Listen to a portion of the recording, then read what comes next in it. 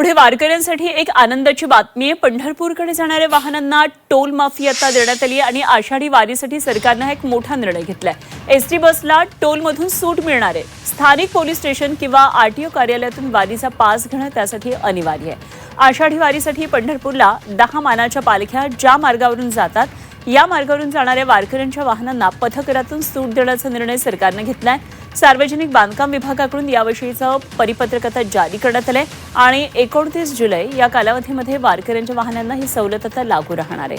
त्याचप्रमाणे वारी मार्गावरच्या रस्त्यांची दुरुस्ती, वाहतूक व्यवस्थापन करण्याचे निर्देश देताना पोलीस बंदोबस्तात सुद्धा वाढ करण्याचे निर्देश देण्यात आलेले आहेत। सरकारने दिलेल्या सूचनांनुसार आषाढी एकादशीसाठी पंढरपूरकडे जाणाऱ्या मानाच्या पालख्या, वारकरी आणि भाविकांच्या वाहनांना आषाढी एकादशी 2026 असा उल्लेख असलेले टोल माफीचे पास किंवा स्टिकर पोलीस ठाणे, वाहतूक शाखा आणि प्रादेशिक परिवहन कार्यालय यांच्या माध्यमातून उपलब्ध करून दिले जाणार आहेत।